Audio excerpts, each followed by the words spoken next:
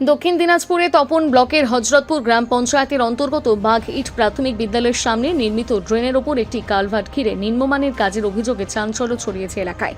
জনসংযোগে এসে পরিস্থিতি পরিদর্শন করে তীব্র ক্ষোভ প্রকাশ করেন গঙ্গারামপুর বিধানসভার বামফ্রন্ট সমর্থিত সিপিআইএম প্রার্থী বিপ্লব বর্মন। স্থানীয় সূত্রে জানা যায়, সদ্য নির্মিত কালভার্টের স্ল্যাবের নিচ থেকে লোহার রড বেরিয়ে এসেছে। অভিযোগ, অস্থায়ীভাবে বাঁশের পাতা দিয়ে তা ঠেকিয়ে রাখা হয়েছে। পাশাপাশি হাত দিলেই বালি ও পাথর খসে পড়ছে, যা নির্মাণের মান নিয়ে গুরুতর প্রশ্ন তুলছে। এলাকাবাসীর আশঙ্কা, যে কোনো সময় বড়সড় দুর্ঘটনা ঘটতে পারে, কারণ এই রাস্তা দিয়ে প্রতিদিন বহু সাধারণ মানুষ ও স্কুলের পড়ুয়ারা যাতায়াত করে। উল্লেখ্য, আমাদের পাড়া আমাদের সমাধান প্রকল্পের আওতায় প্রায় 2.5 লক্ষ টাকা ব্যয়ে এই কালভার্টটি নির্মাণ করা হয়েছে। এই বিষয়ে গঙ্গারামপুর বিধানসভা সিপিআইএম প্রার্থী বিপ্লব বর্মন বলেন, ড্রেনটা এখানে হয়েছে, প্রকল্পের নাম আমাদের পাড়া আমাদের সমাধান। সেইখানে 2.5 লক্ষ টাকার কাজ। সেইখানে যে ড্রেনটা হয়েছে, সেই ড্রেনে আমরা দেখছি একেবারে অতি নিম্নমানের কাজ। সেখানে নিচে কি দিয়েছে, বাঁশের বাতা, তার উপরে চিকন কিছু রড দিয়ে, কোনো এখানে সিমেন্টের বিষয় নেই। আমরা দেখছি শুধুমাত্র ধূস বালি আর কিছু পাথর।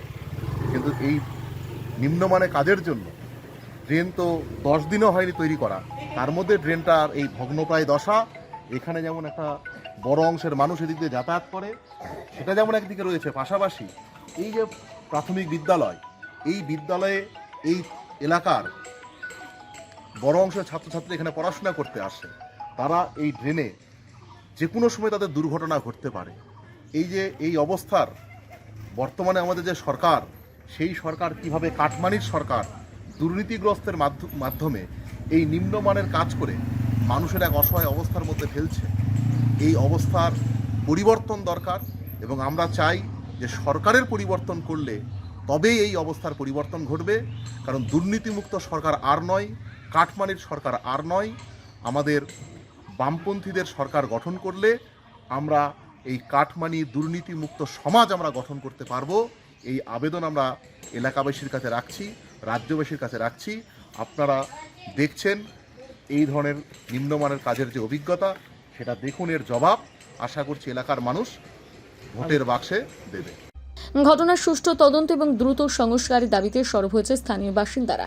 এই বিষয়ে স্থানীয় এক বাসিন্দা জানান, কতদিন আগে হয়েছে কালভার্টটা? দিন 10 হলো। মানে কালভার্টের অবস্থা দেখেন কি অবস্থা, এখনই ভাঙে চুরে পড়ে যাচ্ছে। আপনারা কাউকে জানিয়েছিলেন এই বিষয়ে? আমরা মেম্বারকে জানাইছিলাম, মেম্বার কোনো গুরুত্বই দিচ্ছে না। মানে এটা কার বিরুদ্ধে অভিযোগ করতে চাইছেন যে এরকম?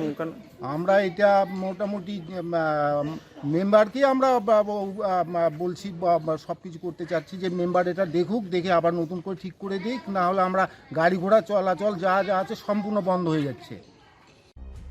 তপন থেকে বিশেষ প্রতিবেদন, নিউজ টুডে।